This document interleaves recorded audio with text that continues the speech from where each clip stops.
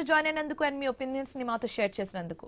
Moving on, ఇదే అంశానికి సంబంధించి మరింత తాజా సమాచారం అందించడానికి మా తెలంగాణ బ్యూరో చీఫ్ కిరణ్ రెడ్డిగా ఉన్నారు. కిరణ్, ఏంటి అసలు నల్గొండ జిల్లాలో ఏం జరుగుతోంది? కోమటిరెడ్డి రాజగోపాల్ రెడ్డి అనుచరులను ముందస్తుగానే అరెస్ట్ చేయడం మనం చూస్తున్నాము. అయితే ఈ సభకు కోమటిరెడ్డి రాజగోపాల్ రెడ్డి వచ్చే ఛాన్సెస్ ఏమైనా కనిపిస్తుందా, లేకపోతే గైర్హాజరు అవుతారా? పూర్తి డీటెయిల్స్ ఏంటి? రైట్ శివాని, ముఖ్యమంత్రి రేవంత్ రెడ్డి పర్యటన నేపథ్యంలో ఉమ్మడి నల్గొండ జిల్లా వ్యాప్తంగా హై టెన్షన్ వాతావరణం అయితే నెలకొందని చెప్పొచ్చు. సహజంగా ప్రత్యర్థి పార్టీలు ఎక్కడ అడ్డుకుంటాయనేటువంటి హై టెన్షన్ వాతావరణం క్రియేట్ అవుతుంది.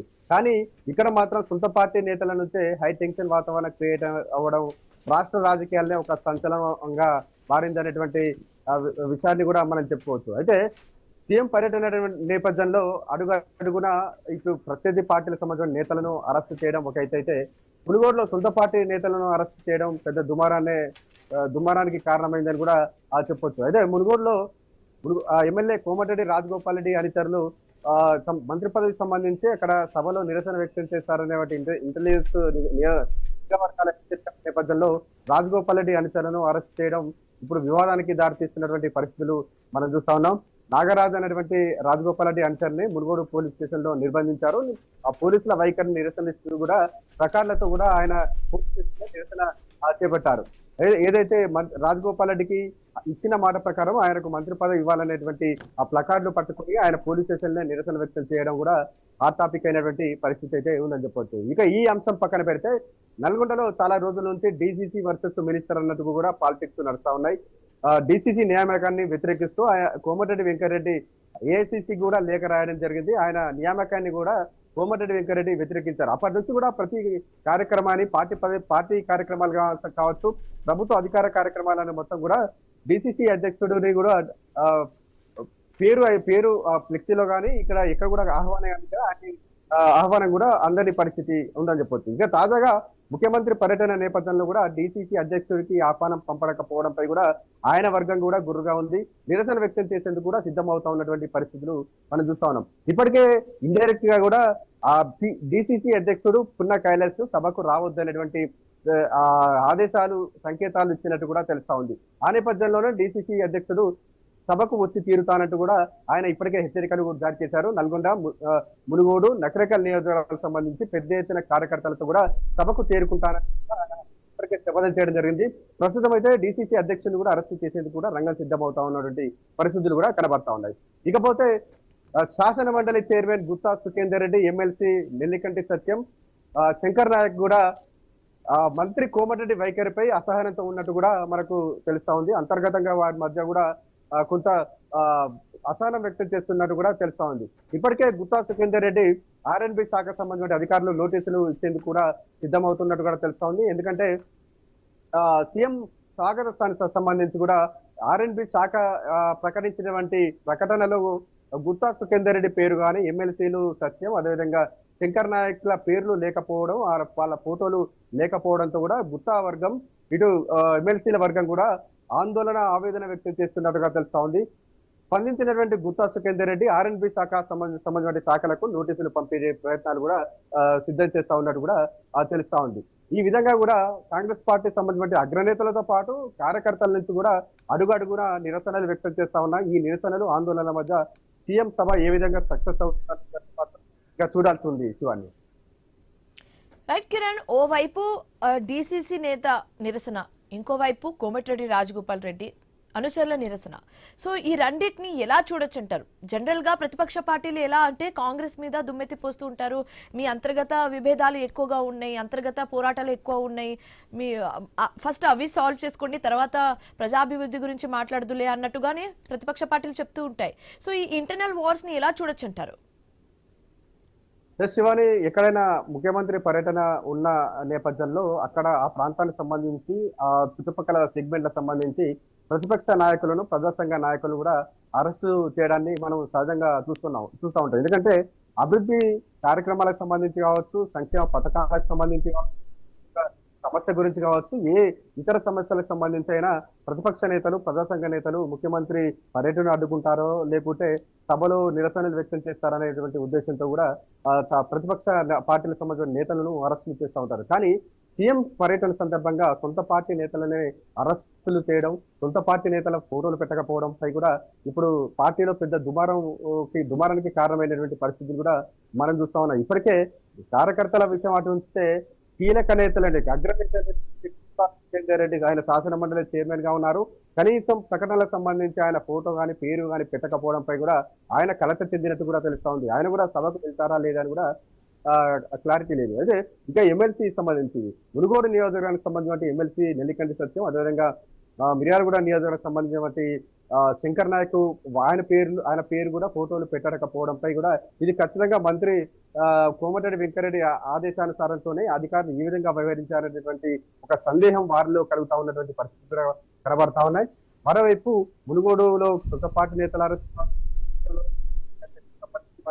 ఆయనకు ఆహ్వానం పంపని అంశం కావచ్చు, ఇటు పత్రికా ప్రకటనలకు సంబంధించి అంటే సీఎం పర్యటన సందర్భంగా ఆయన రాక సందర్భంగా ఈ పత్రికా ప్రకటనలకు సంబంధించి కీలక నేతల పేర్లు పెట్టకపోవడంపై కూడా ఇప్పుడు అంతా కూడా గందరగోళ పరిస్థితులు అయితే నెలకొన్నాయని చెప్పొచ్చు. సహజంగా పోలీసులు ప్రతిపక్ష పార్టీ సంబంధించి ఎక్కడ అడ్డుకుంటారో అనేటువంటి ఆవేదన ఆందోళన కంటే కూడా ఇక్కడ సొంత పార్టీ సంబంధించిన నేతలు ఎక్కడ సభ దగ్గరికి వస్తారో ఎటువంటి నిరసన వ్యక్తం చేస్తారో అనేటువంటి టెన్షన్ అయితే ఇప్పుడు పోలీసు వర్గాల్లో ఉందని కూడా చెప్పొచ్చు. ఆ నేపథ్యంలోనే ఇప్పుడు సొంత పార్టీ అంటే కాంగ్రెస్ పార్టీ సంబంధించిన నేతలు అంటే అధికార పార్టీ సంబంధించిన నేతల వైఖరి ఏ విధంగా ఉండబోతుంది, వారి ఏ విధమైన నిరసన వ్యక్తం చేస్తారా అనేటువంటి టెన్షన్ లో పోలీసులు ఉన్నారు. ఆ నేపథ్యంలోనే గట్టి బందోబస్తు కూడా ఏర్పాటు చేసినట్టు కూడా తెలుస్తోంది. అయితే అంతర్గతంగా ఒక్కొక్కరికి ఫోన్లు చేసుకుంటూ కూడా సభ వద్దకు రావద్దు అనేటువంటి ఒక సంకేతాన్ని పోలీసులు పంపుతున్నట్టుగా తెలుస్తా ఉంది. మరి ఈ నేపథ్యంలోనే మరి వాళ్ళు నిజంగా సభ దగ్గరికి వస్తారా, ఎటువంటి నిరసన వ్యక్తం చేస్తారా అనేటువంటి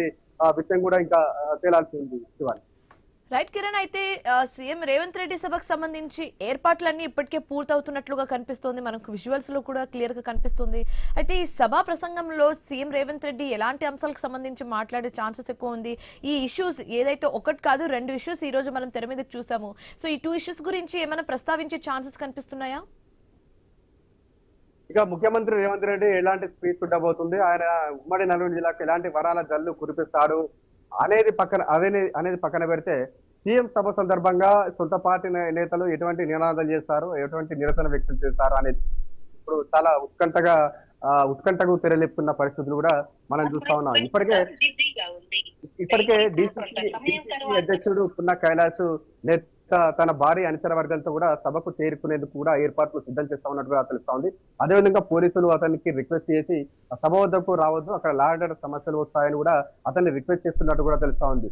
సవాళ్ళని ఎదుర్కొనైనా నేను సీఎం సభ దగ్గరికి వస్తాను, ఎందుకంటే డిసిసి అధ్యక్షుడు అంటే పెద్ద ప్రోటోకాల్ కాబట్టి జిల్లాలో అతిపెద్ద జిల్లా, అదేవిధంగా ఈ జిల్లా అధ్యక్షుడిగా తనకు బాధ్యత ఉంటుంది కాబట్టి సభ దగ్గరికి వస్తానంటూ కూడా ఆయన చెప్తున్నటువంటి నేపథ్యంలో పోలీసులు అతన్ని అడ్డుకుంటున్నట్టుగా తెలుస్తా ఉంది. ఇప్పటికే నల్గొండ, మునుగోడు, నకరికల్ నియోజకవర్గం సంబంధించి డిసిసి అధ్యక్షుడు అనుచరులంతా కూడా సభ దగ్గరికి వచ్చేటువంటి ప్రయత్నాలు అయితే చేస్తా ఉన్నారు. మరోవైపు మునుగోడు నియోజకవర్గం సంబంధించినటువంటి రాజగోపాల్ రెడ్డి అనుచరులు ప్రకార్లతో కూడా సభ దగ్గరికి వచ్చేటువంటి ప్రయత్నాలు చేస్తున్నటువంటి నేపథ్యంలో అక్కడక్కడ కూడా పోలీసులు చెక్ పోస్ట్ ఏర్పాటు చేసి మరి మునుగోడు నియోజకవర్గం సంబంధించిన కాంగ్రెస్ నేతలు ఎవరు కూడా నల్గొండకు రాకుండా కూడా అడ్డుకునేటువంటి ప్రయత్నాలు అయితే చేస్తా ఉన్నారు. సహజంగా ఎక్కడ సీఎం సభ సంబంధించి ఎక్కడ మీటింగ్ అయినా ఆయా నియోజకవర్గాలకు సంబంధించిన ఎమ్మెల్యేలకు టార్గెట్ ఇస్తారు, ఎందుకంటే ఎక్కువగా జన సమీకరణ చేయాలంటూ కూడా టార్గెట్ ఇస్తారు. కానీ ఇక్కడ మాత్రం మునుగోడులో జన సమీకరణ వద్దు అనేటువంటి సంకేతాలు పంపుతున్నట్టు కూడా మనకు స్పష్టంగా తెలుస్తా ఉంది. నిన్నటి నుంచి చూస్తా ఉన్నాం, మన స్క్రీన్ పైన కూడా చూస్తున్నాం. ఎక్కడికక్కడ మునుగోడు నియోజకవర్గం సంబంధించిన కాంగ్రెస్ నేతలు కూడా అడ్డుకుంటున్న పరిస్థితి కూడా మనం చూస్తా ఉన్నాం. Right, thanks for the updates Kiran. So right, ఇక ఇదే అంశానికి సంబంధించి మాట్లాడడానికి మనతో పాటు జాయిన్ అయ్యారు చరణ్ కౌశిక్ యాదవ్ గారు, కాంగ్రెస్ స్పోక్స్ పర్సన్. ఆయనతో కూడా మాట్లాడే ప్రయత్నం అయితే చేద్దాం. సో గుడ్ మార్నింగ్ చరణ్ గారు. మనం చూస్తున్నాం అసలు కాంగ్రెస్ పార్టీలో ఏం జరుగుతోంది. ఇప్పుడు ఒక సీఎం రేవంత్ రెడ్డి సభ అంటే ఎంత ప్రతిష్టాత్మకమైన సభ అని చెప్పొచ్చు, ఎంత ప్రెస్టీజియస్, ఎంత ఇంపార్టెంట్ సభ అని మనం అనుకుంటాము. బట్ స్టిల్ ఈ సభకు సంబంధించి ఓవైపు ఫ్లెక్సీ వార్ జరుగుతుంటే మరోవైపు ఏమో పదవి వార్ క్లియర్ గా కనిపిస్తుంది. సో దీన్ని ఎలా చూడొచ్చు అంటారు? మేడం, ఇక్కడ ముఖ్యమంత్రికి సంబంధించిన వ్యవహారం, అది ప్రభుత్వానికి సంబంధించిన వ్యవహారము. ప్రభుత్వానికి సంబంధించినటువంటి పర్యటనకు సంబంధించి ప్రభుత్వం చేస్తున్నటువంటి అభివృద్ధి కార్యక్రమాలు కావచ్చు, అభివృద్ధి కార్యక్రమాలకు సంబంధించి శంకుస్థాపన కార్యక్రమం, దాన్ని ప్రభుత్వానికి పార్టీకి ముడిపెట్టడం కరెక్ట్ కాదు. అక్కడ నల్గొండ జిల్లాకు సంబంధించి సరే ఏదైనా నల్గొండ నియోజకవర్గానికి సంబంధించి వివాదం ఉండొచ్చు, కాకపోతే దాన్ని ముఖ్యమంత్రి ప్రోగ్రామ్ కి, అదే కాకుండా ముఖ్యమంత్రి గారికి, తర్వాత ఆ జిల్లాకు సంబంధించిన నాయకులకు, అదే కాకుండా ఆ జిల్లాకు సంబంధించిన కాంగ్రెస్ పార్టీకి మధ్య ఏదో జరుగుతుందని చెప్పే ప్రయత్నం కూడా కరెక్ట్ కాదు. ఇక్కడ ప్రభుత్వానికి సంబంధించిన వారంలో ప్రభుత్వంలో ఉన్నటువంటి వాళ్ళు మాత్రమే ఆ ప్రోగ్రామ్ లో భాగస్వాములు అవుతారు. ఎమ్మెల్యేలు కావచ్చు, ఎమ్మెల్సీ కావచ్చు, కార్పొరేషన్ చైర్మన్లు కావచ్చు. అదే కాకుండా ఆ జిల్లాకు సంబంధించినటువంటి ప్రభుత్వంలో భాగస్వాములు ఉన్న వాళ్ళు ఆ సభలో అఫీషియల్ గా ప్రోటోకాల్ ఉంటుంది. మిగతా వాళ్ళకు అఫీషియల్ గా అయితే వాస్తవంగా ప్రోటోకాల్ ఉండదు. అదే కాకుండా జిల్లాకు సంబంధించి ప్రతిపక్షానికి సంబంధించిన నాయకులు ఎవరైనా కూడా ఎమ్మెల్యే ఉంటే కూడా ప్రోటోకాల్ ఉంటుంది. దానిలో భాగంగా సభను ఏర్పాటు చేస్తా ఉన్నారు. సభకు సంబంధించి సరే ఫోటోలకు సంబంధించిన వివాదమైన మాట వాస్తవం. ఫోటోలు ఎవరిని వేయాలి, ఎవరిని వేయద్దు అనేది అదేవిధంగా దానికి సంబంధించి వాళ్ళు ప్రత్యేకంగా ప్రైవేట్ గా ఏర్పాటు చేసుకున్నట్టు ఫ్లెక్సీలు కాబట్టి దానికి సంబంధించి వివాదమైన మాట వాస్తవం. ప్రభుత్వానికి సంబంధించినటువంటి అదే ఫోటోల విషయంలో ప్రభుత్వానికి సంబంధించి ఎవరైతే ప్రభుత్వంలో ఉండి ప్రభుత్వానికి సంబంధించి ప్రతిపక్షం ఉన్నా కానీ అదేవిధంగా ఎమ్మెల్యేగా ఎమ్మెల్సీగా ఉంటే ఖచ్చితంగా వారికి సంబంధించి కూడా ఫోటోలు వేసే ప్రయత్నం కూడా జరుగుతుంది. ప్రభుత్వానికి సంబంధించిన ప్రోగ్రాం వేరు, అదే కాకుండా పార్టీకి సంబంధించిన కార్యక్రమం వేరు. కాబట్టి ఇది రెండుగా చూడాల్సిన అవసరం ఉంది. ఓకే, సో రెండు కూడా విడివిడిగా చూడాలని మీరు చెప్తున్నారు. ఓకే, ఫ్లెక్సీ వార్కి సంబంధం అయితే మీరు క్లియర్ కట్ గా ఒక క్లారిఫికేషన్ అనేది ఇచ్చేశారు. బట్ ఇప్పుడు ఈ పదవి వార్ ఏదైతే జరుగుతుందో మీరు అన్నట్టుగానే ప్రోగ్రామ్ అంటే గవర్నమెంట్ ప్రోగ్రామ్ కి అండ్ పార్టీ ప్రోగ్రామ్ కి లింక్ పెట్టొద్దని మీరు చెప్తున్నారు.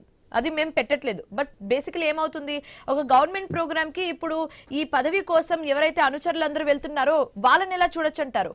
ఏదో ఒక రకంగా అయితే అనుచరులు డిస్టర్బెన్స్ క్రియేట్ చేస్తున్నారు కదా గవర్నమెంట్ ప్రోగ్రామ్ కి సంబంధించి. మేడం, ఇప్పుడు డిస్టర్బెన్స్ క్రియేట్ చేసే ప్రయత్నం ఎక్కడైనా జరుగుతుంది.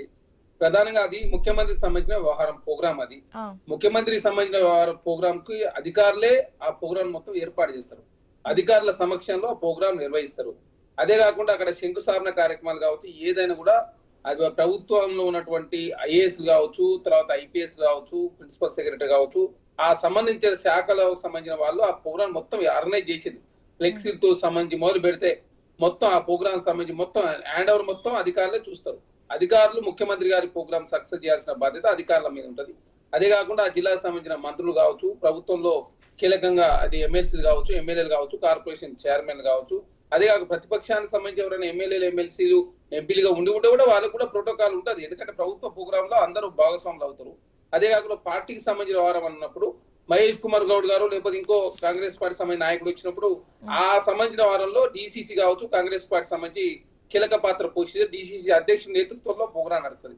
ఇప్పుడు డిసిసి అధ్యక్షుడి గారి నేతృత్వంలో ప్రోగ్రాం జరగదు, ఓన్లీ ప్రభుత్వ ఆధ్వర్యంలో ప్రోగ్రాం జరుగుతుంది. కాబట్టి దీనికి ముడిపెట్టి అనవసరంగా ఈ ప్రోగ్రాం గందరగోళం అయ్యే అవకాశం, అనవసరంగా దానికి చర్చకు దారి తీసే అవకాశం. కాబట్టి దయచేసి అట్లాంటి చర్చకు తావు లేకుండా ఓన్లీ ప్రభుత్వం వేరు, పార్టీ ప్రోగ్రాం వేరు అని చెప్పి చాలా స్పష్టంగా నేను చెప్పదలుచుకున్నాను. అందుకే అరెస్ట్ చేయడం జరిగిందని చెప్తారా మేడం? ఇక్కడ ఎవరిని అరెస్ట్ చేశారు, ఏం అరెస్ట్ చేశారు? మనతో మాట్లాడారండి. ఎవరైతే రాజగోపాల్ రెడ్డి అనుచరులు ఎవరైతే అరెస్ట్ అయ్యారో ఆయన కూడా మాతో మాట్లాడారు. నాగరాజ్ గారు ఆయన కూడా క్లియర్ కట్ గా చెప్పారు, మమ్మల్ని ముందస్తుగానే అరెస్ట్ చేయడం జరిగిందని వాళ్ళు చెప్తున్నారు. మేడం, ఇప్పుడు ప్రభుత్వ ప్రోగ్రామ్ ఏదైనా డిస్టర్బెన్స్ అయ్యే అవకాశం ఉన్నప్పుడు లేదు చరణ్ గారు, మీరు అడిగారు కాబట్టి చెప్తున్నాను. ఎవరిని అరెస్ట్ చేశారంటే అరెస్ట్ చేసిన వాళ్ళు చాలా మంది ఉన్నారు. అందులో మాతో ఒక నాగరాజ్ గారు కూడా వచ్చి మాట్లాడడం జరిగింది. మేడం, ఇక్కడ ఏదైనా గుర్తుపెట్టుకోవాలి, ఏ ప్రోగ్రామ్ అయినా ప్రభుత్వానికి సంబంధించిన వ్యవహారం వేరు, పార్టీకి సంబంధించిన వ్యవహారం. పార్టీకి సంబంధించిన వ్యవహారం విషయం వేరు, ప్రభుత్వానికి సంబంధించిన వ్యవహారం విషయం వేరైనప్పుడు ప్రభుత్వానికి సంబంధించిన ప్రోగ్రామ్ డిస్టర్బెన్స్ చేసే అవకాశం ఉన్నప్పుడు ఖచ్చితంగా ముందస్తు పోలీసు వాళ్ళు తగు చర్యల్లో భాగంగా చూసి మనం అదేది జూన్ 2వ తారీఖు సంబంధించి పవన్ కళ్యాణ్ గారి ప్రోగ్రామ్ హైదరాబాద్ లో పెడితే కొంత గందరగోళ వాతావరణం. చరణ్ గారు, మీరు ఇక్కడ ఒక లాజిక్ మిస్ అవుతున్నారండి. ఓకే, మీరు అంటున్నట్టుగా క్లియర్ గానే ప్రభుత్వ ప్రోగ్రామ్ వేరు అండ్ పార్టీ ప్రోగ్రామ్ వేరు. కానీ ప్రభుత్వం ప్రోగ్రామ్ అయినా పార్టీ ప్రోగ్రామ్ అయినా డిస్టర్బెన్స్ క్రియేట్ చేస్తుంది ఎవరండి? మీ పార్టీ వాళ్ళే కదా. బేసిక్లీ ప్రతిపక్ష పార్టీలు అయితే మనం విడివిడిగా మాట్లాడొచ్చు, కానీ మీ సొంత పార్టీ నేతలకు సంబంధించిన అనుచరులు ఇలాంటి డిస్టర్బెన్స్ క్రియేట్ చేస్తుంటే ఎలా చూడొచ్చు అంటారు?